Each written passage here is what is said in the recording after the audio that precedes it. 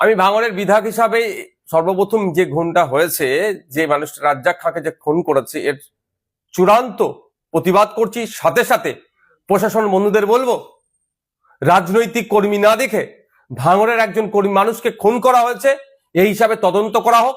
যে বা যারা যুক্ত একটা ওনার ছাড় পায়, তাদের সর্বোচ্চ শাস্তির ব্যবস্থা করা হোক। আমরা বারবার ভাঙড়কে চাইছি, বোম গুলি মুক্ত ভাঙড় হোক, হিংসা অশান্তি মুক্ত ভাঙড় হোক।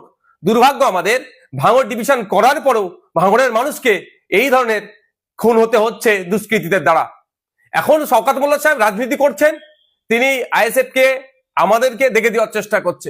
কিন্তু শওকত সাহেবের যদি আমরা প্রিভিয়াস রেকর্ড দেখি, সেই রাজ্জাক সর্দার থেকে শুরু করে মানিক পাইক থেকে শুরু করে বিভিন্ন সময় আমরা দেখেছি খুন করেছে তাদের দলের লোকেরা, তারাই যুক্ত থেকে অন্যদেরকে, তাদের দলের প্রথম সারির নেতাদেরকে সাইড করেছে। সেই জাহাঙ্গীর খান চৌধুরী থেকে শুরু করে এই ধরনের অনেক আছে।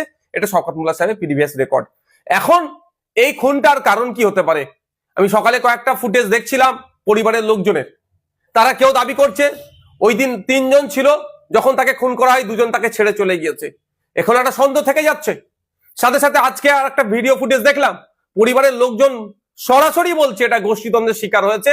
এবং বাস্তবিক কথা, আমি যতটুকু খোঁজ নিলাম, ওই অঞ্চলে ওই যেখানে বাড়ি যে ছেলেটিকে খুন করেছে, ওখানে আইএসএফ বা বিরোধীদের সাথে ওর সম্পর্ক খুব একটা খারাপ ছিল না। কিন্তু আমি যতটুকু খবর পাচ্ছি, এই লোকটি যাকে খুন করেছে ওরা, আপনার একদা সময় আরাবুল ঘনিষ্ঠ ছিল, প্রেসার দিয়ে চাপ দিয়ে এখন শওকত ঘনিষ্ঠ করেছে। এবার এই সুযোগটা কে নিয়েছে, এটা তদন্ত সাপেক্ষ। একাধিক ইকুয়েশন উঠে আসছে এই খুনের রহস্যের পিছনে, তবে সবটাই সমাধান করতে পারবে প্রশাসন, ইনভেস্টিগেশন অফিসার। আমি আশা করব নিরপেক্ষতা বজায় রেখে এটা তদন্ত হোক। আর সাথে সাথে এটাও বলে রাখছি, পরিবারের সাথে আমি যোগাযোগ করার চেষ্টা করছি, পরিবারের সমর্থন নেব।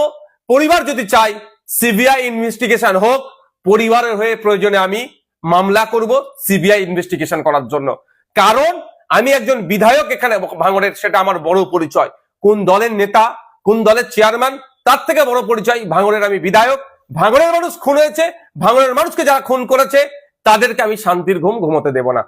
আর সাথে এটাও বলছি, যদি এটাকে রাজনৈতিক চক্রান্ত হয়ে বিরোধীদের উপরে দমন পীড়ন বা সাধারণ মানুষকেও যদি ডিস্টার্ব করার চেষ্টা হয়, আমি সেই পরিবারগুলোকে সাথে নিয়ে সিবিআই তদন্ত হবে, সিবিআই তদন্তের জন্য বা বিচার বিভাগীয় তদন্তের জন্য কোর্টের দ্বারস্থ হব।